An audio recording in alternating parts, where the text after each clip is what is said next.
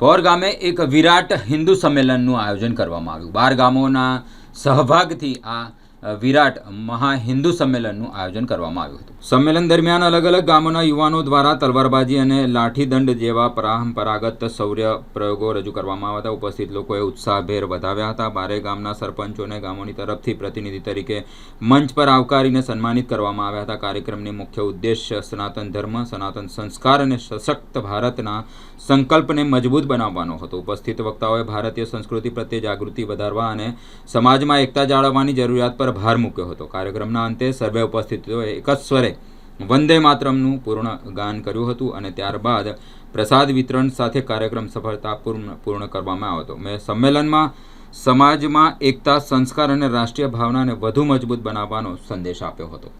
પોર મંડળ દ્વારા આપણી સામાજિક એકતા, સનાતન સંસ્કૃતિ અને સનાતન સંસ્કાર એના પ્રતિક રૂપે આજે એક વિરાટ હિન્દુ સંમેલનનું આયોજન કરવામાં આવ્યું હતું અને અહીંયા 12 ગામના આજુબાજુના બધા શ્રેષ્ઠીઓ, સંઘના મિત્રો અને સનાતની ભાઈઓ બહેનો હાજર રહ્યા અને આ બહુ જ સુંદર આયોજન હતું, જેમાં તલવારબાજી, જેમાં લાઠીદંડના પ્રયોગો અને આપણા સનાતનની સંસ્કૃતિને બધાએ વાતો કરી।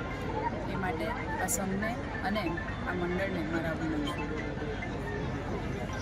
આજે વડોદરા જિલ્લાના પોરમાં પોર મંડળ દ્વારા વિરાટ હિન્દુ સંમેલનનું આયોજન કરવામાં આવ્યું, જેનો મુખ્ય ઉદ્દેશ સશક્ત, સમરસ અને સંગઠિત ભારત, વિકસિત ભારત, તે માટે અહીંયા પોરની આજુબાજુના લગભગ 12 જેટલા ગામોના અનેક આત્મીયજનો એકઠા થયા અને બધાએ સ્વચ્છ, શ્રેષ્ઠ અને વિકસિત ભારત બનાવવા માટે પોતાનું યોગદાન આપવાનો નિર્ણય કર્યો અને તે અંતર્ગત અહીંયા ગુજરાતના અલગ અલગ પ્રાંતના આત્મીયજનો આવી અને બધાને માર્ગદર્શિત કર્યા। ઓમ જય ભગવાન।